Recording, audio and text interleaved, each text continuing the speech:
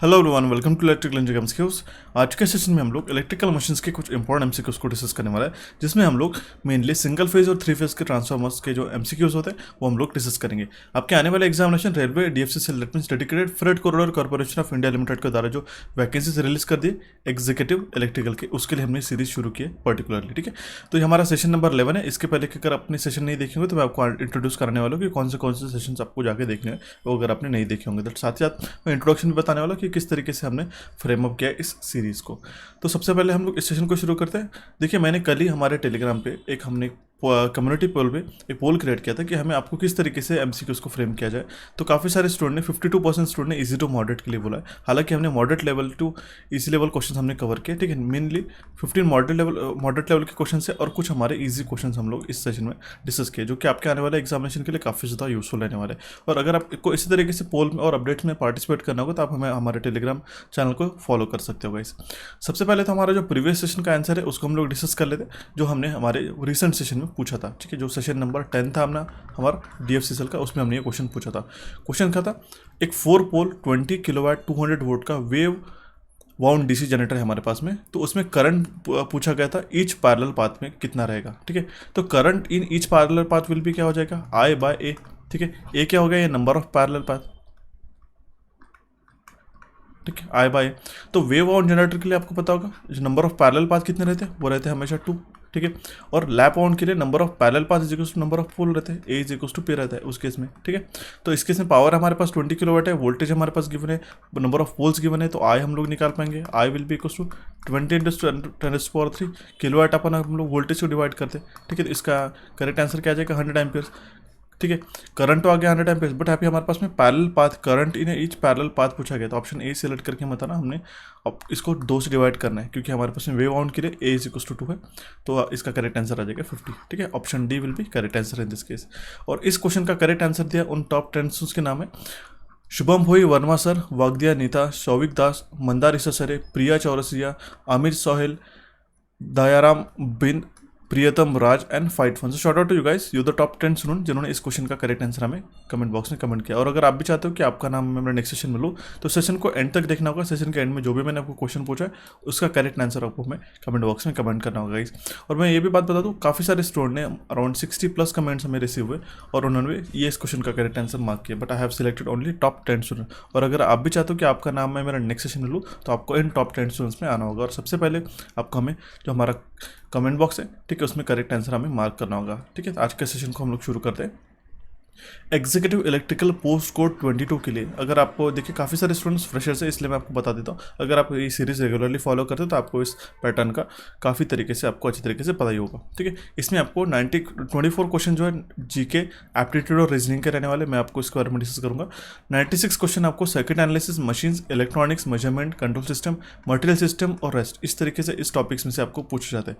इसके लिए मैंने आपको जो 2018 का पेपर था गाइस, ठीक है, उसका सबसे पहले कंप्लीट हमने 96 क्वेश्चन का सॉल्यूशन करा दिया।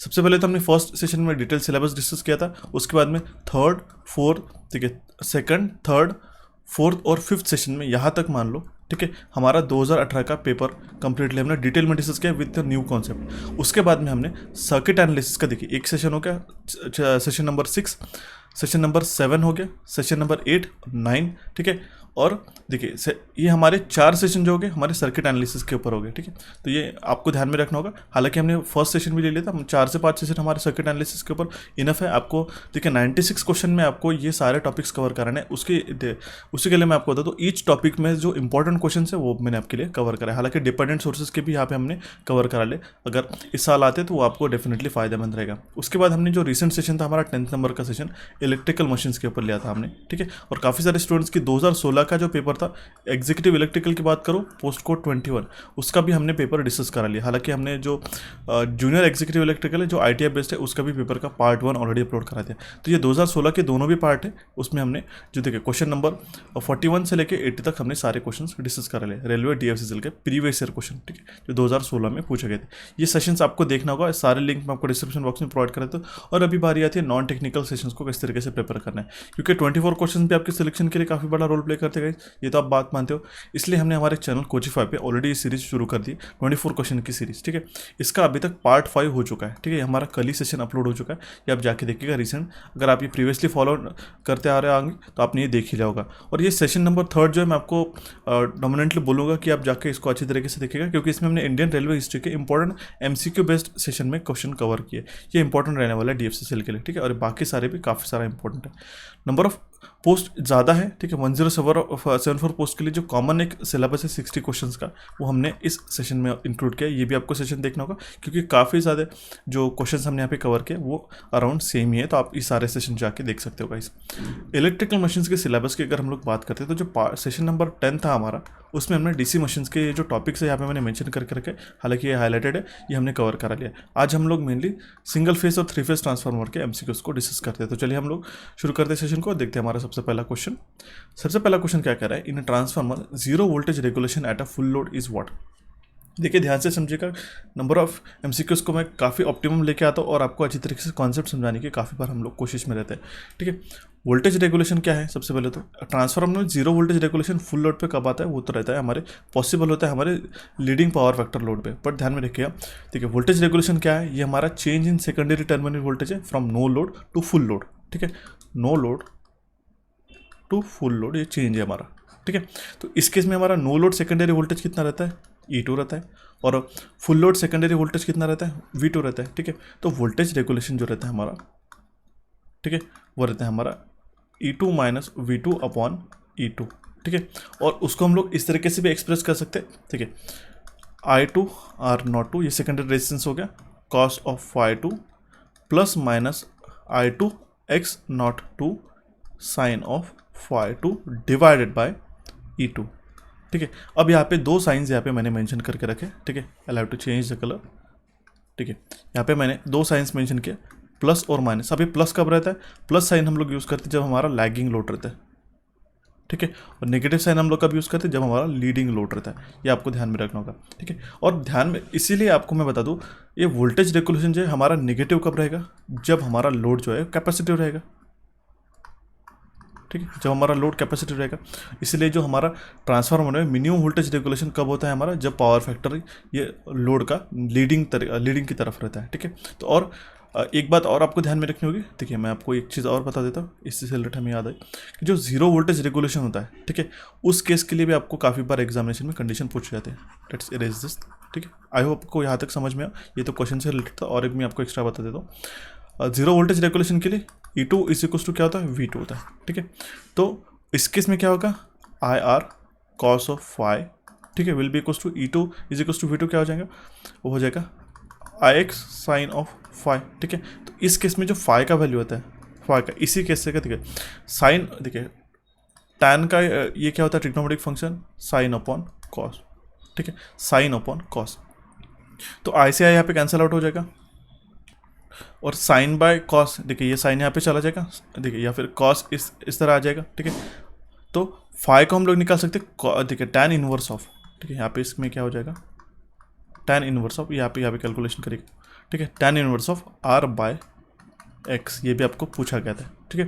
That means zero voltage regulation के लिए ये कंडीशन आपको ध्यान में रखना होगा, E2 is equals to V2, और फाई का जो वैल्यू रहेगा वो रहेगा tan inverse of R by X। तो हम लोग cos phi that means power factor भी निकाल पाएंगे, तो cos of tan inverse of R by X आपको ये ध्यान में रखना होगा, ओके। और ट्रांसफार्मर में zero voltage regulation at full load कब पॉसिबल है, जब हमारा लीडिंग पावर फैक्टर लोड रहता है। तो ऑप्शन सी इस क्वेश्चन का करेक्ट आंसर आ जाएगा। देखते हैं हमारा next question, question number 2। In a transformer which of the following statement is valid. Transformer के अंदर इसमें से कौन से स्टेटमेंट वैलिड है, ये हमें क्वेश्चन में पूछा गया है। इसके पहले तो यहाँ पे क्या क्या क्वेश्चन में हमें गिवन है, ये सारी चीज़ें पता होनी चाहिए, ठीक है। In an open circuit test copper losses are obtained, ठीक है, ये सबसे पहले तो गलत है, आपको सीधा सीधा ध्यान में रखना होगा। ओपन सर्किट टेस्ट और शॉर्ट सर्किट टेस्ट हम लोग किसके लिए प्रेफर करते हैं, शॉर्ट सर्किट टेस्ट में हम लोग कॉपर लॉसेस को पता करते हैं, ठीक है। ये तो स्टेटमेंट इनकरेक्ट हो जाएगा। In open circuit test current is drawn at a higher power factor, ठीक, ये स्टेटमेंट भी हमारा इनकरेक्ट हो जाएगा, ठीक है। In short circuit test current is drawn at a zero power factor, ये भी गलत है, ठीक है। इन ओपन सर्किट टेस्ट, ठीक है, current is drawn as a low power factor, ये स्टेटमेंट हमारा करेक्ट हो जाएगा। That means option D will be correct answer in this case. देखिए गाइस, जो हमारे सिलेबस में भी मेंशन किया, हम लोग ट्रांसफार्मर के ऊपर दो टेस्टिंग करते हैं, एक तो हो गया ओपन सर्किट और दूसरा हो गया शॉर्ट सर्किट। इन दोनों टेस्टिंग्स के भी अलग अलग फ़ायदे हैं, ठीक है। देखिए ये सबसे पहले तो हम लोग जो ओपन सर्किट टेस्ट किसके लिए फाइंड आउट करते हैं, ये हमारा रहता है कोर लॉसेस के लिए, ठीक है। और शॉर्ट सर्किट टेस्ट हम लोग किसके लिए, कॉपर लॉसेस के लिए, ठीक है। ये आपको पता लग गया। ये copper loss at full load रहता है, ध्यान में रखना होगा, ओके। और नो लोड करंट भी हमें ओपन सर्किट से मिलता है, नो लोड करंट भी हमें इससे पता चलता है। और इस केस में ये जो ओपन सर्किट टेस्ट कहाँ पे परफॉर्म किए जाते हैं, ये हम लोग परफॉर्म करते by keeping one of the winding open, ठीक है। विदाउट लोड हम लोग एक HV साइड की जो वाइंडिंग है उसको ओपन रखते हैं, ठीक है। और जो हम लोग इसको परफॉर्म किसके ऊपर करते हैं, देखिए 2 क्वेश्चंस ऐसे पूछे जाते हैं कि हम लोग कौन सी वाइंडिंग को ओपन रखते हैं, हम लोग हाई वोल्टेज वाइंडिंग को ओपन रखते हैं। और परफॉर्म कौन सी साइड करते हैं, लो वोल्टेज साइड, ये लो वोल्टेज साइड हम लोग इसको परफॉर्म करते हैं। तो जो ओपन सर्किट में होता क्या है, ये हाई वोल्टेज वाइंडिंग है, मान लो इसको ओपन करके रखा और यहाँ पे हम लोग इसको परफॉर्म कर रहे हैं।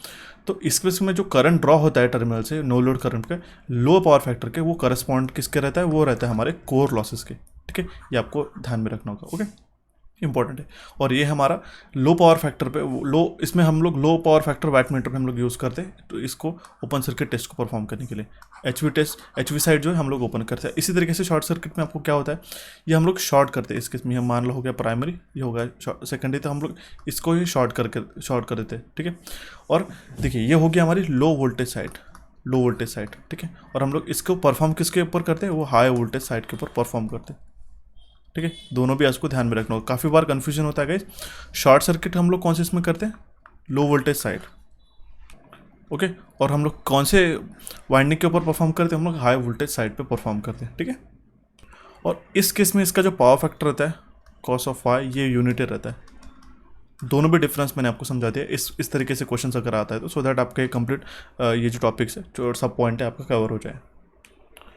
और इस शॉर्ट सर्किट टेस्ट में हम लोग काफ़ी एक लो वोल्टेज हम लोग इसमें अप्लाई करते हैं, तो ये सारी चीज़ें आपको ध्यान में रखनी होगी।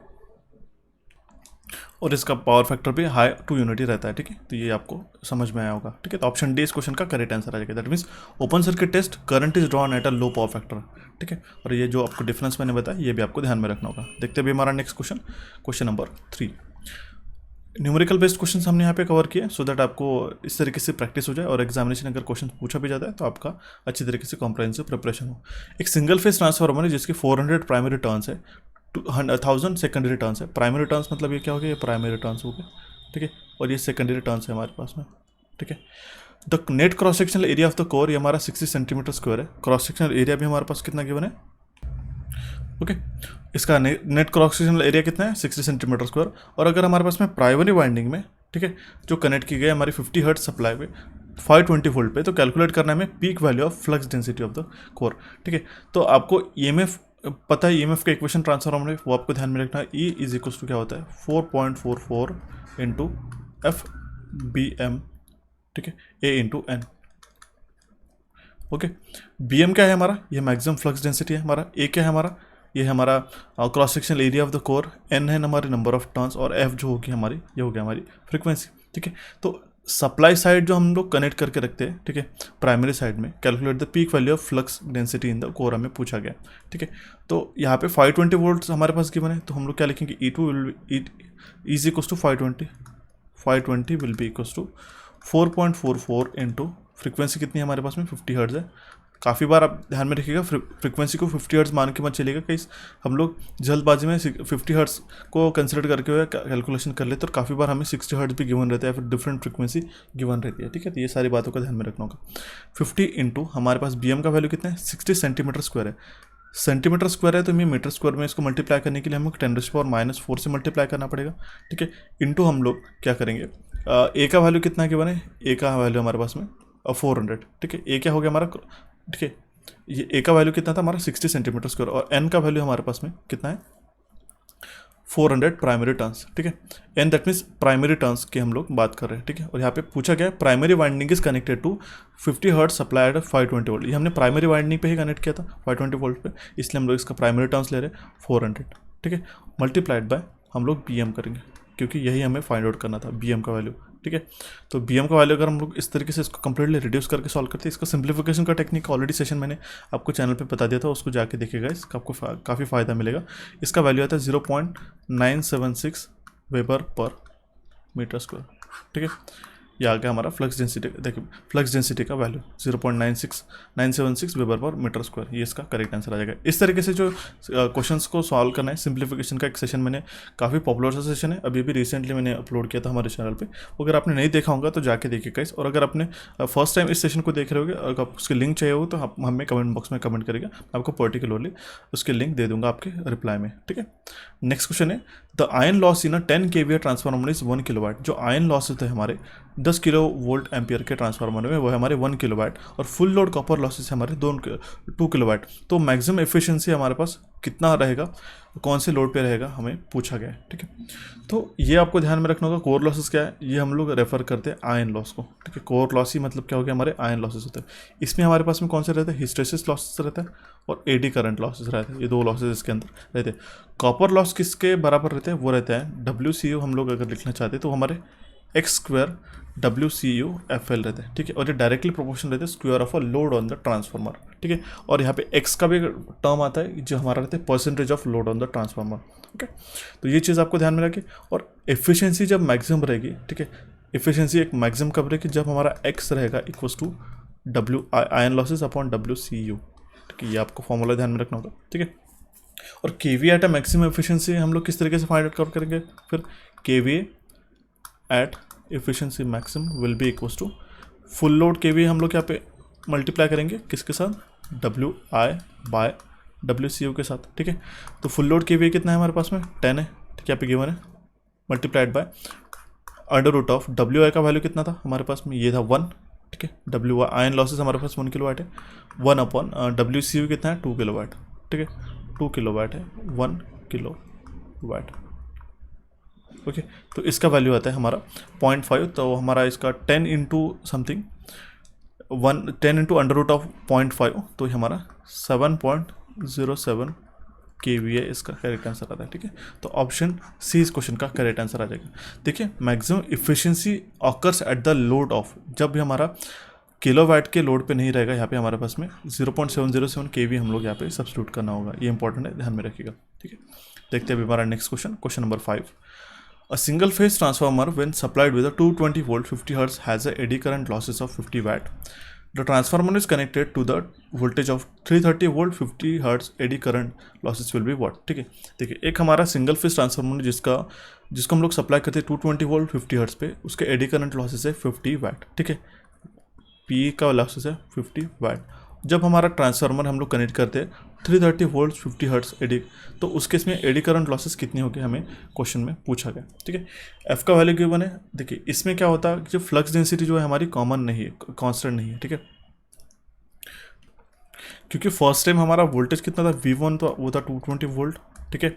और नेक्स्ट टाइम हमारा V2 था, यहाँ पे गिवन है 330 वोल्ट। तो जो हमारा V/F जो है वो हमारे यहाँ पे कांस्टेंट नहीं है। इस केस में थोड़ा सा इसमें चेंज होता है। जो एडी करंट लॉसेस होता है उसको हम लोग किस तरीके से निकलते हैं, P is directly proportional to BM² multiplied by F² into T², ठीक है। T क्या हो गया, ये थिकनेस ऑफ द लैमिनेशन रहता है। F क्या हो गया हमारा फ्रीक्वेंसी, और BM हो गया maximum flux density weber per metre square में हम लोग इसको मेजर करते हैं। और BM को ही हम लोग किस तरीके से लगते हैं, जो डायरेक्टली प्रोपोर्शनल रहता है V/F से, ठीक है। इसमें हम लोग वैल्यू सब्स्टिट्यूट कर देते तो पी, ठीक है।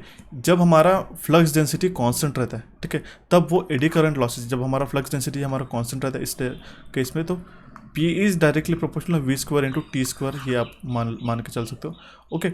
और हमारा जब हिस्टेरेसिस लॉसेस की बारी आती है तो PH will be equals to, ठीक है, या फिर हम लोग ऐसा लिख सकते हैं directly proportional BM⁻1.6 multiplied by F, ठीक है। तो ये हम लोग इस तरीके से भी लिखते हैं V⁻1.6, ठीक है, V⁻1.6 अपॉन F⁻0.6, ठीक है। ये आपको ध्यान में रखना होगा। अब यहाँ पे हमारे पास में दो डिफरेंट वैल्यूज़ गिवन है। तो F का वैल्यू गिवन है हमारे पास में 50 हर्ट्ज, ओके।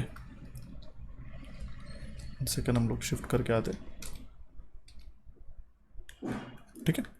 देखिए अब हमारे पास में V1 और V2 का वैल्यू गिवन है, V1 ये हो गया, V2 ये हो गया, F का वैल्यू कितना है हमारे पास में 50 हर्ट्ज गिवन है, ठीक है। V बाय F कॉन्स्टेंट नहीं है तो हमारा फ्लक्स डेंसिटी भी हमारा कॉन्स्टेंट नहीं रहेगा, तो हमारा PE1 by PE2 will be equals to V1 F by V2 F का होल स्क्वायर, जो कि हमारा जिसको हम लोग मल्टीप्लाई करेंगे, हमने BM का वैल्यू इसमें सब्स्टिट्यूट कर दिया, multiplied by F square into T square, क्योंकि BM जो है वो हमारा डायरेक्टली प्रोपोर्शनल है V बाय F से, करेक्ट। तो PE2 कितना हो जाएगा, PE2 विल बी, ठीक है, 330 upon 220 whole square multiplied by 50, ठीक है। तो ये हम लोग सब्स्टिट्यूट करेंगे, ठीक है, ये F से F यहाँ पे कैंसिल आउट हो जाएगा, ठीक है। या फिर आपको मैं सिंप्लीफाइड वे में अगर सॉल्व कर दूँ तो इसका आंसर कुछ इस तरीके से आएगा, देखिएगा इस, ठीक है। अभी तक आपको रिलेशन समझ में ये बात समझिएगा इस कि जब हमारा PE1 है 50 वाट और उस केस में हमारा वोल्टेज कितना था, ठीक है, वो था हमारा 220 वोल्ट। अब हमें PE2 को निकालना है, ठीक है, कितना रहेगा, कौन से वोल्टेज पे, 330 वोल्ट्स पे, ठीक है। इसके हम लोग कोई रिलेशन बना सकते हैं, PE1 upon PE2 will be equals to F1 BM1 upon F2 BM2, ठीक है, इसका होल स्क्वायर, जो कि बराबर हो जाएगा V1 square upon V2 square के, ठीक है। अब हमें निकालना कौन सी वैल्यू है, ये हमारे PE2 का वैल्यू निकालना है। PE2 will be equals to, then क्या हो जाएगा 50 मल्टीप्लाइड बाय 330 अपॉन 220 का होल स्क्वायर, तो इसका करेक्ट आंसर आता है 112.5 वाट, ठीक है। ऑप्शन बी इस क्वेश्चन का करेक्ट आंसर आ जाएगा, ठीक है। देखते भी हम लोग हमारा next question, question number 6। 1 kVA 400 transformer 400 hertz transformer is desired to be used as a frequency at a 60 hertz. The kVA rating of the transformer at this reduced frequency is what? ठीक है, हमें एक kVA का 400 hertz का transformer जो कि हम लोग यूज़ करना चाहते हैं 60 हर्ट्ज पे, तो उसका kVA रेटिंग कितना होगा उस ट्रांसफार्मर पे रिड्यूस फ्रीक्वेंसी के ऊपर, ठीक है। क्योंकि कहा होता है kVA rating of the transformer is directly proportional, that means S is directly proportional to the V into I, ठीक है। और या फिर हम लोग कैसे कह सकते हैं कि S is directly proportional to V अगर हम लोग I को कॉन्स्टेंट कंसिडर कर दे, ठीक है, आई अगर हमारा कांस्टेंट कंसिडर करते तो यहाँ पे, तो इस तरीके से आपको पता होगा कि V is directly proportional to F है, ठीक है। तो हमारा S जो है डायरेक्टली प्रोपोर्शनल टू हो जाएगा F के बराबर, ठीक है। तो जो S 60 का जो वैल्यू था 60 हर्ट्ज पे अपॉन S 400, ठीक है, इसका रेशियो क्या आ जाएगा हमारा 60 अपॉन 400 इंटू 1000, ठीक है, ठीक है। दैट मीन्स हमने ये जो रेशियो निकाला इसका जो वैल्यू आया हमारा, ठीक है, 150 के VA, ठीक है, 150 VA जो वैल्यू आया हमारा वो कौन सा है, रिड्यूस्ड फ्रीक्वेंसी पे है, वो हमारा 60 हर्ट्ज पे है, ये हमारे 60 हर्ट्ज पे हमारा इसका वैल्यू आ गया, ठीक है। ये आपको ध्यान में रखना होगा, ऑप्शन बी इस क्वेश्चन का करेक्ट आंसर आ जाएगा। तो the next question is question number 7। 400 volt by 100 volt 10 kVA 2 winding transformer is reconnected as an auto transfer across a suitable voltage. The maximum rating of an such transformer could be. देखिए काफ़ी important question है, हमने इसको mention करके रखा है। एक हमारे पास में 400 बाय 100 वोल्ट का 10 kVA का 2 वाइंडिंग ट्रांसफार्मर है, हमारा बेसिक 2 वाइंडिंग ट्रांसफार्मर है, ठीक है, जिसको हम लोग रिकनेक्ट कर रहे हैं as a auto transformer across a suitable voltage. तो मैक्सिमम रेटिंग कितना रहेगा इस ट्रांसफार्मर का जो हम लोग एज अ ऑटो ट्रांसफार्मर करके कनेक्ट करें। देखिए जब भी हमारा ऑटो ट्रांसफार्मर हम लोग एक n number of turns ratio या फिर हम लोग जो उसका टर्न्स रेशियो के रहता है वो इक्विवेलेंट रहता है जो ट्रांसफॉर्मेशन होता है from ordinary to auto transformer, तो उसका एक कुछ रेशियो रहता है k अपॉन 1 माइनस के, इस टर्म्स में आपका वो चेंज होता है। दैट मीन्स जो ऑटो ट्रांसफार्मर का रेशियो रहेगा तो हम लोग T ऑटो कुछ इस तरीके से लिख सकते हैं, ठीक है। तो ऑटो ट्रांसफार्मर में हमारे पास में सेकेंडरी 100 हुआ है, ठीक है, तो हमारा वोल्टेज कितना है 100 प्लस 400 अपॉन 400, ठीक है, ये हो गया हमारा ट्रांसफॉर्मेशन रेशियो का, ठीक है। एन को हम लोग एन ऑटो टी करके मेंशन कर सकते हैं, तो ये हमारा आ जाएगा 5/4, ठीक है, 5/4 का ये रेशियो आ गया। तो KVA ऑटो ट्रांसफार्मर का कितना रहेगा, ये रहेगा हमारा, ठीक है। ऑटो ट्रांसफार्मर का रेशियो कितना था, ठीक है, ए ऑटो का रेशियो कितना था, दैट मीन्स हमारा के का वैल्यू हम लोग उसको मेंशन कर सकते हैं, वो था हमारा 5/4 अपॉन 1, देखिए 5/4 minus 1, okay, 5/4 minus 1 multiplied by जो हमारा एक्चुअल के 2 वाइंडिंग ट्रांसफार्मर्स का वो है हमारा 10 kVA। तो इस केस में हमारा वैल्यू आ जाएगा इसका 50 kVA, ठीक है। ऑप्शन सी इस क्वेश्चन का करेक्ट आंसर है। आप इसको सॉल्व करके आप इजीली वैल्यूज निकाल सकते हो। ओके, आई होप आपको ये समझ में आएगा। ये फॉर्मूला आपको ध्यान में रखना होगा। KVA ऑटो ट्रांसफार्मर, ठीक है, तो वो होता है हमारा ऑटो ट्रांसफार्मर का जो रेशियो है, टर्न्स रेशियो है ए ऑटो का, वो है हमारा 5/4, ये हमने निकाल लिया, जो हमने एज अ, देखिए 2 वाइंडिंग ट्रांसफार्मर को हमने ऑटो ट्रांसफार्मर करके कनेक्ट किया, ये हो गया हमारा कुछ इस तरीके से ऑटो ट्रांसफार्मर करके हमने इसको कनेक्ट किया। ओके, तो इस केस में जो रेशियो टर्न्स रेशियो आता है, तो ये फॉर्मूला आपको ध्यान में रखना होगा, KVF auto transformer will be equals to a auto upon a auto -1, या फिर के का भी वैल्यू हम लोग सब्स्टिट्यूट कर सकते हैं, -1 इंटू जो ये 10 का वैल्यू रहता है, ये हमारा रहता है हमारा जो 2 वाइंडिंग KVA, ठीक है, 2 वाइंडिंग ट्रांसफार्मर का कितना KVA था, तो इसको अगर आप मल्टीप्लाई करते हैं तो आपका वैल्यू आता है 50 KVA। ठीक है, बढ़ते हैं हमारे नेक्स्ट क्वेश्चन की ओर, question number 8। The 3 phase delta star transformer has a secondary to primary turns ratio per phase of 5 for a primary line current of 10 amperes. Secondary line current would be what? ठीक है, 3 phase delta star transformer है हमारे पास में। ठीक है, delta से star transformer, तो हमारे पास में जो रेशियो कितना है, प्राइमरी टर्न्स रेशियो पर phase of 5 for a primary line current of 10 यहाँ पे पूछा गया। ठीक है, secondary to primary turns ratio हमारे पास में गिवन है, तो सेकेंडरी हमारे पास यहाँ पे किस तरीके से डेल्टा टू स्टार है, करेक्ट, डेल्टा टू स्टार हमारे पास में गिवन है, तो सेकेंडरी कौन सा हो गया हमारा, स्टार हो गया। दैट मीन्स हमारा जो रेशियो गिवन है सेकेंडरी टू प्राइमरी, तो हम लोग कुछ इस तरीके से लिख सकते हैं NY, ठीक है, N star upon N delta, जो कि वैल्यू गिवन है 5। ठीक है, तो 5/1 हम लोग इसको कंसिडर करेंगे, सिर्फ 5 है तो उसके नीचे 1 भी रहेगा, 5/1 का हमारा रेशियो हो गया। तो हमारा पूछा गया कि सेकेंडरी लाइन करंट कितना रहेगा, हमें इस क्वेश्चन में पूछा गया, तो N star upon N delta will be equals to I delta upon I star, तो ये कितना हो जाएगा, 5/1 का ये रेशियो है। तो हमें पूछा गया कि secondary line current, that means star line current का हमें पूछा गया, तो 5/1 बिल बिकॉज तो I डेल्टा का वैल्यू कितना रहेगा आपको बताएगा, IL डेल्टा डिवाइड बाय √3 करेंगे। ठीक है, क्योंकि स्टार कनेक्शन में VL is equal to √3 VPH रहता है, but IL is equal to IPH रहता है इस केस में, बट डेल्टा में इसकी कंडीशन रिवर्स हो जाती है, ये आपको पता ही होगा, काफ़ी बेसिक सा है। ठीक है, तो IL डेल्टा, क्योंकि आपको बताएगा जो ये जो करंट है डेल्टा में करंट, ठीक है, ये डेल्टा में करंट कितना रहता है, √3 टाइम्स ऑफ IPH रहता है, और यहाँ पे VL is equal to VPH रहता है। इसके अकॉर्डिंग हम लोग IL डेल्टा बाय √3 निकाल पाएंगे अपॉन IL डेल्टा, तो ये हमारा इसमें वैल्यू कितना है, 5/1 it will be equal to IL delta upon √3। ठीक है, ओके, तो इस केस में हमारा जो वैल्यू आएगा, देखिए स्टार का, यहाँ पे हम लोग स्टार मेंशन करेंगे गाइस, नॉट अ डेल्टा।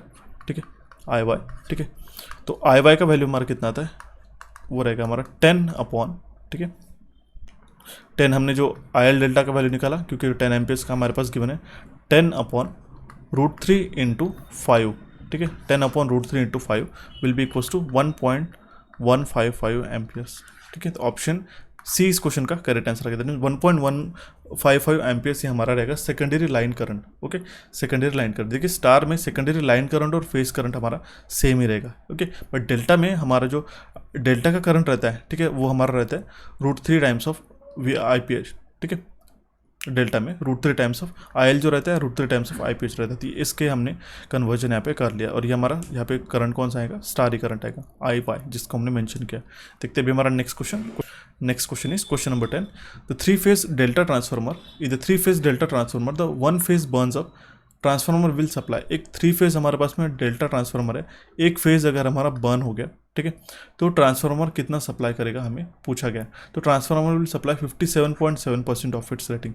देखिए होता क्या कि VV कनेक्शन में जो हमारा रहता है power with respect to the normal 3 phase connection में, ठीक है, VV कनेक्शन में रहता है वो हमारा 0.577 kVA, ओपन डेल्टा हम लोग जिसको कहते हैं। ठीक है, ओपन डेल्टा कनेक्शन है। ठीक है, देखिए होता क्या, यूजुअल टेम्पररी और इमरजेंसी कनेक्शन में जो हमारा 3 फेज इलेक्ट्रिकल सर्किट में, जिस केस में एक जो फेज रहता है वो हम लोग ओपन कर सकते हैं, उसको लोड कैरी नहीं कर सकते थे, उसको हम लोग कहते हैं वी कनेक्शन, या फिर हम लोग ओपन डेल्टा कनेक्शन कह सकते हैं। ओके, इस केस में क्या होता है ओपन डेल्टा कनेक्शन में गाइस, कि एक जो ट्रांसफार्मर रहता है, ठीक है, हमारा लोड्स कैरी आउट नहीं करता है। ठीक है, और जो बाकी के 2 ट्रांसफार्मर रहते हैं वो हमारा वी कनेक्शंस पे हम लोग कैरी आउट करते हैं, तो उसको हम लोग कहते हैं ओपन डेल्टा कनेक्शन। ठीक है, 3 फेज डेल्टा ट्रांसफार्मर्स में एक फेज बर्न हो गया तो हमारा ट्रांसफार्मर सप्लाई करेगा 57.7% ऑफ इट्स रेटिंग। तो ऑप्शन ए इस क्वेश्चन का करेक्ट आंसर आ जाए। और इस केस में जो इंक्रीज इन KVA कितना रहता है, वो रहता है हमारा 0.423% रहता है, 0.423 रहता है। ठीक है, ये आपको ध्यान में रखना होगा। और जो परसेंटेज इंक्रीज रहता है वो रहता है अराउंड 73.3%। ये आपको सारे वैल्यूज आपको ध्यान में रखनी होगी। The next question is question number 11। A single phase 50 kVA, ये भी काफ़ी इंपॉर्टेंट क्वेश्चन मैं मार्क करके रख रहा हूँ यहाँ पे। A single phase 50 kVA 1000 by 100 volts two winding transformer is connected as an auto transformer as shown in the figure. The kVA rating of the auto transformer will be what? ये important question मैं same अभी आपको थोड़ी देर पहले question कर रहा था, ठीक है। इस केस में जो वाइंडिंग कनेक्शन क्या हो जाएगा, करंट कितना रहेगा हाई वोल्टेज साइड में और हमारे पास में लो वोल्टेज साइड में हमारे कितना रहेगा, ये हम इसको फाइंड आउट कर सकते हैं, ठीक है। सेम रेशियो मैंने जो बताया था, देखिए 1100, देखिए ए ऑटो का हम लोग रेशियो निकाल लेते हैं, वो हो जाएगा हमारा। देखिए इस केस में ऑटो ट्रांसफॉर्मर करके हमने कनेक्ट किया तो 1100 वोल्ट अपॉन हम लोग 1000 करेंगे, ठीक है। तो ये इसका रेशियो आ जाएगा 111/10, ठीक है।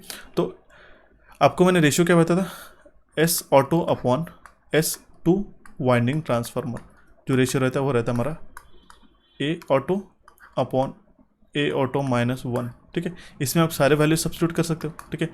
11/10 अपॉन 11 ठीक है 10 - 1, ये डायरेक्टली हम लोग यहाँ पे निकाल लिया क्योंकि 11/10 यहाँ पे सब्स्टिट्यूट करके क्रॉस मल्टीप्लाई करके मल्टीप्लाइड इसको हम लोग इक्वल्स निकालेंगे, ठीक है। ये इक्वल हो जाएगा हमारा किसके, ठीक है। 11/10 multiplied by 10/1 will be 11, okay. अब आपको पता हो गया S2 का रेशियो कितना रहेगा, S2 ऑटो का ये क्या कितना रहता है, वो रहता है हमारा 11 इंटू S2 का वाइंडिंग का कितना KV है, ये हमें पता करना होगा, ठीक है। तो ये तो हमारे पास में कितना है 50 KV है, ठीक है। तो 11 से हम लोग 50 को मल्टीप्लाई करते हैं तो हमारे पास कितना वैल्यू आएगा 550 kVA, ठीक है। तो ऑप्शन बी इस क्वेश्चन का करेक्ट आंसर आ जाएगा। बढ़ते हमारे नेक्स्ट क्वेश्चन की ओर, question number 12। A suitable material for audio and a TV transformer is what. एक सुटेबल मटेरियल कौन सा रहता है ऑडियो और टीवी ट्रांसफार्मर के लिए, देखिए होता क्या है, फेराइट हम लोग मटेरियल हम लोग इसमें यूज़ करते हैं क्योंकि इसमें जो परमेबिलिटी रहती है ये थोड़ी कांस्टेंट परमेबिलिटी रहती है और उसका हिस्टेरिसिस जो लूप है वो काफ़ी नैरो रहता है, उसी के कारण इसमें लॉसेस कम रहते हैं, ठीक है, अल्टरनेटिव मैग्नेटिक फील्ड पे। और इसी के कारण हम लोग इसको ये जो कोर्स बनाते हैं कॉइल्स में ऑपरेट होता है हमारे पास में हाई फ्रीक्वेंसीज पे, उसके लिए हम लोग इसको यूज़ करते हैं। तो फेराइट का हम लोग इस्तेमाल करते हैं ऑडियो और टीवी ट्रांसफार्मर्स के लिए। ऑप्शन डी इस क्वेश्चन का करेक्ट आंसर था। Next question is efficiency of a power transformer is what, ठीक है।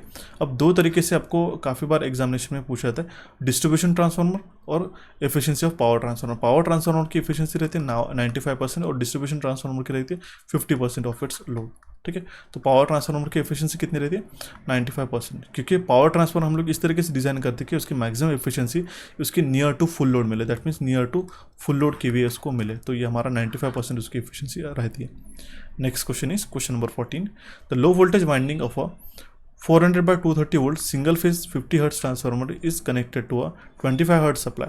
What should be the supply voltage to maintain the flux in the transformer core constant, ठीक है। हमारे पास में पता है V/F जो है इस केस में कांस्टेंट है, ओके। तो हमारे पास दोनों भी वैल्यूज़ कितने गिवन है, ठीक है, 400/230, ओके। F1 का वैल्यू कितना है 50 हर्ट्ज है, V1 का वैल्यू कितना है 230 वोल्ट्स है, ओके। और F2 का हमें वैल्यू कितना पूछा गया 25 हर्ट्ज है, ठीक है, ये हमारे पास में केवल है। तो हम लोग V2 कितना रहेगा ये हम लोग निकालना चाहते हैं यहाँ पे इस केस में, ठीक है। तो दैट मीन्स क्वेश्चन में क्या पूछा गया ये आपको समझ में आ रहा है। What should be the supply voltage to maintain the flux in the transformer core constant. Supply voltage कितना रहना है यहाँ पे क्वेश्चन में क्या पूछा गया, low voltage winding of a 400/230 volt single phase 50 hertz transformer is connected to a 25 hertz supply, low voltage winding that means 230 volt, ठीक है। इसलिए हमने ये जो वैल्यूज है इस तरीके से कंसिडर किए। तो हमारा जो रेशियो क्या बनेगा V1/F1 will be equals to V2/F2, 230/50 multiplied by equals to will be equals to V2/25 1/2, ठीक है। तो 230 डिवाइडेड बाय 2, V2 का वैल्यू कितना आ जाएगा 115 वोल्ट। तो जाके हमें कांस्टेंट फ्लक्स को मेंटेन करने के लिए दैट मीन्स V/F को कांस्टेंट मेंटेन करने के लिए इस रेशियो को सेटिस्फाई करना पड़ेगा।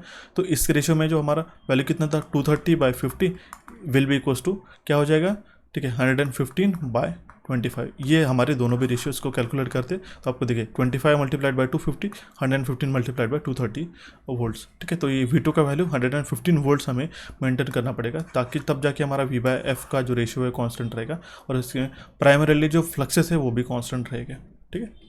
नेक्स्ट क्वेश्चन है हमारा क्वेश्चन नंबर 15।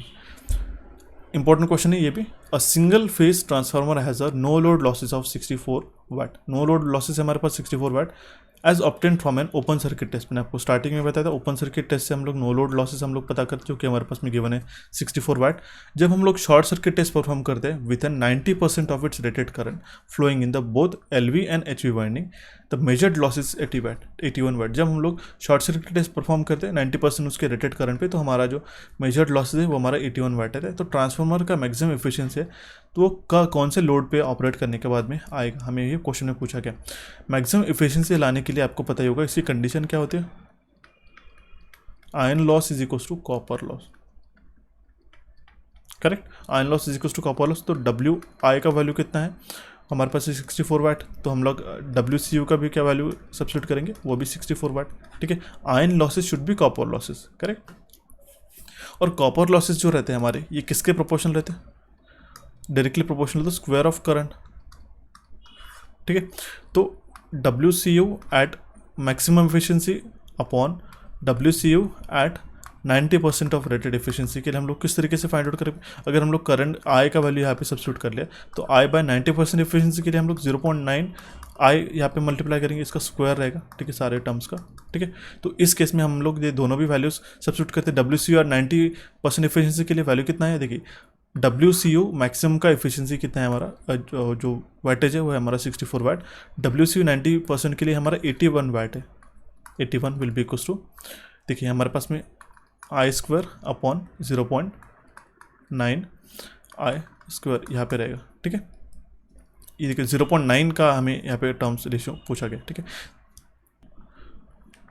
यहाँ पे आई नहीं आएगा, ठीक है, ये आप ध्यान में रखिएगा। 0.9 स्क्वायर ही हम लोग यहाँ पे सब्स्टिट्यूट करेंगे, ठीक है। 0.9 स्क्वायर ही हम लोग यहाँ पे सब्स्टिट्यूट करेंगे, ठीक है। Apologies for the same thing, okay. तो इस केस में हमारा ये जो रेशियो आता है आई का, ठीक है, ये अंडर रूट ऑफ ये इस कम्प्लीटली कैलकुलेशन को आता है, दैट मीन्स ये 64/81 इंटू 0.9 का होल स्क्वायर। तो इसका वैल्यू मैं डायरेक्टली आपको बताता है वो आता है हमारा 0.8, ठीक है। अब इसको सॉल्व करके देखिए गाइस, हम लोग इसमें टाइम स्पेंड नहीं करते। 0.8 एम्पियर इस क्वेश्चन का करेक्ट आंसर आ जाएगा, ठीक है। दैट मीन्स 80% इफिशियंसी पे जो है वो रेटेड करंट पे 80% ऑफ रेटेड करंट पे हमारा जो मैक्सिमम एफिशिएंसी आएगा, ठीक है। ये इंपॉर्टेंट क्वेश्चन था, ऑप्शन सी इस क्वेश्चन का करेक्ट आंसर है। देखिए एक सिंगल फेज ट्रांसफार्मर था जिसका नो लोड लॉसेस था 64 वाट, जो कि हम लोग ओपन सर्किट टेस्ट से ऑब्टेन कर ले। जब हम लोग शॉर्ट सर्किट टेस्ट परफॉर्म करें 90% ऑफ रेटेड करंट पे, जब हमारा फ्लो रहा है लो वोल्टेज और हाई वोल्टेज वाइंडिंग, तो हमारा मेजर्ड लॉसेस है 81 वाट। तो ट्रांसफार्मर का मैक्सिमम एफिशिएंसी कब रहेगा ये हमें क्वेश्चन में पूछा गया था। जब हम लोग उसको 80% ऑफ रेटेड करंट पे हम लोग उसको ऑपरेट करेंगे तब जाके उसका मैक्सिमम एफिशिएंसी हमें मिलेगा, ये हमारा करेक्ट आंसर हो जाएगा। तो the next question is question number 16। The burden value in a potential transformer should be dash to achieve low errors in a potential transformer. देखिए बर्डन वैल्यू आपको सबसे पहला पता होना चाहिए, क्या होता है हमारा ग्रेटेस्ट VA वैल्यू, ठीक है, एट विच वो पोटेंशियल ट्रांसफार्मर हम लोग ऑपरेट करते हैं कंटिन्यूसली विदाउट ओवर हीटिंग, ठीक है। ये हमारा ग्रेटेस्ट VA का वैल्यू लोड रहता है जो कि हम लोग पोटेंशियल ट्रांसफार्मर के ऊपर इम्पोज करते हैं सो दैट हमारा वो ऑपरेट करे continuously without over heating it's winding, ठीक है। जो उसकी वाइंडिंग में ओवर हीट होता है उसको हम परमिसिबल लिमिट के ऊपर हीट ना करने दें, इसलिए हम लोग इस बर्डन को अप्लाई करते हैं, ठीक है। तो पोटेंशियल ट्रांसफार्मर में बर्डन हमेशा हाई रहना चाहिए, ये आपको ध्यान में रखना होगा। Burden it should be very high. होता क्या जो बर्डन रहता है हमारा सेकेंडरी इंस्ट्रूमेंट ट्रांसफार्मर के, हम लोग कुछ कैसे स्पेसिफाई करते हैं V2/I2 से, इस तरीके से हम लोग इसको स्पेसिफाई करते हैं। स्टेप अप डाउन करंट और वोल्टेज ट्रांसफार्मर में हम लोग सोल्यूशन में क्या रहता है कि इमीटर, ये देखिए होता क्या है कि जब भी हमारे पास में हाई वोल्टेज और हम लोगों को हाई करंट जो है मेजर करने रहते हैं तो हम लोग इंस्ट्रूमेंट ट्रांसफार्मर का, ठीक है, इंस्ट्रूमेंट ट्रांसफार्मर का यूज़ करते हैं, क्योंकि हमें इतना हाई वोल्टेज और हाई करंट को मेजर करने के लिए हमारा इतना फीजिबल नहीं, या फिर उसकी जो कॉस्ट है कि मेजरिंग इंस्ट्रूमेंट की वो काफ़ी ज़्यादा हो जाएगी। तो इसको सोल्यूशन क्या रहता है कि हम लोग करंट और वोल्टेज इंस्ट्रूमेंट ट्रांसफार्मर जिसमें CTs और PTs आते हैं हम लोग यूज़ करते हैं। इसके रेशियो में हम लोग स्टेप डाउन करते हैं और उसका हम लोग मेजरमेंट आसानी से कर सकते हैं लो वैल्यू ऑफ एमीटर या फिर वोल्ट मीटर यूज़ करके भी, ठीक है। तो पोटेंशियल ट्रांसफार्मर क्या रहता है वो हम लोग यूज़ करते हैं स्टेप डाउन के लिए, ठीक है। दैट मीन्स जो हाई वोल्टेज है तब भी उसको हम लोग लो वोल्टेज में स्टेप डाउन करेंगे तभी तो जाके हमारा जो नॉर्मल मीटर है उसको मेजर कर पाएगा, ठीक है। तो इस केस में हम लोग कुछ पर्टिकुलर अमाउंट ऑफ बर्डन हम लोग उसके ऊपर यहाँ पे अप्लाई करते हैं जिसका वैल्यू होना चाहिए हाई। ऑप्शन बी इस क्वेश्चन का करेक्ट आंसर आ जाएगा। Next question is the leakage flux in a transformer depends upon, जो लीकेज फ्लक्स रहता है वो सिर्फ डिपेंड करता है हमारे लोड करंट पे, इंपॉर्टेंट है। लीकेज फ्लक्स क्या होता है, ये मान लो हमारा कोर हो गया इस ट्रांसफार्मर का, ठीक है, ये वाइंडिंग हो गई इसकी, ये सेकेंडरी वाइंडिंग, ओके। तो जो फ्लक्सेस फ्लो हो रहा है वो आउटसाइड ऑफ दिस कोर भी अगर फ्लो रहे होंगे, दैट मीन्स एयर के थ्रू जो फ्लो हो रहा है उसको हम लोग कहते हैं लीकेज फ्लक्स, और वो लीकेज फ्लक्स डिपेंड करते हैं only depend upon load current, ठीक है। ऑप्शन ए इस क्वेश्चन का करेक्ट आंसर आ जाएगा।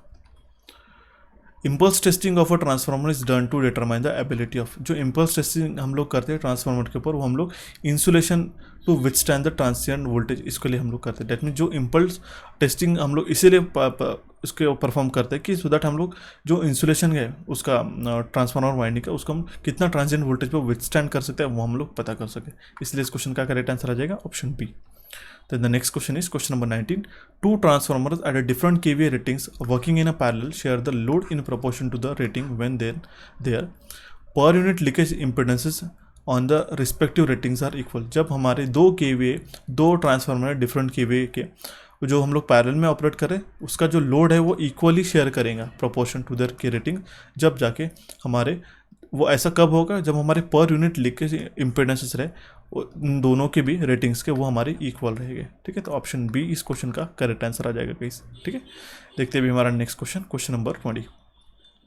Three phase transformer which can not be connected in parallel, और कौन से थ्री फेज ट्रांसफार्मर से हम लोग इसको पैरेलल में कनेक्ट नहीं कर सकते, तो वो है हमारा Y Y and Y delta, ठीक है, star star and star delta.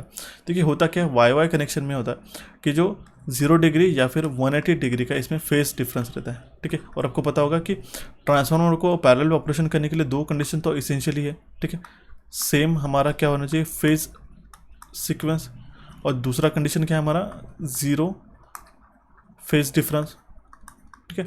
Same phase sequence होना चाहिए और 0 फेज डिफरेंस भी होना चाहिए। तो स्टार स्टार कनेक्शन में है तो 0 या फिर 180 डिग्री का फेज डिस्प्लेसमेंट रहता है, और स्टार डेल्टा में हमारे पास में जो कनेक्शन है +30 डिग्री या फिर -30 डिग्री का फेज डिफरेंस रहता है। इसलिए हम लोग स्टार वाई वाई और वाई डेल्टा कनेक्शन हम लोग इसको पैरेलल कंडीशन में यूज़ नहीं करते। एक्सेप्शन कैसे, ऑप्शन सी इस क्वेश्चन का करेक्ट आंसर आ जाएगा। तो ये थे गाइस कुछ important 20 question I have tried और I have analysed previous year question, और काफ़ी इंपॉर्टेंट क्वेश्चन और जो इस साल पूछे जाने के काफ़ी ज़्यादा चांसेस है कॉन्सेप्ट के साथ में, वो मैंने आपको इस टॉपिक से हमने कवर किए। आशा करता हूँ आपको आज का सेशन समझ में होगा। इस सेशन को आपके दोस्तों के साथ शेयर करेगा। देखिए नेक्स्ट सेशन के लिए मैं आपको सबसे पहले तो क्वेश्चन छोड़ के जा रहा हूँ। ये क्वेश्चन है, आपको इसका करेक्ट आंसर हमें कमेंट बॉक्स में कमेंट करना होगा, ओके। कोई भी दिक्कत आती है तो हमें कमेंट बॉक्स में कमेंट करेगा। I will select top 10 student जो इस क्वेश्चन का करेक्ट आंसर हमें कमेंट बॉक्स में कमेंट करेगा, ठीक है।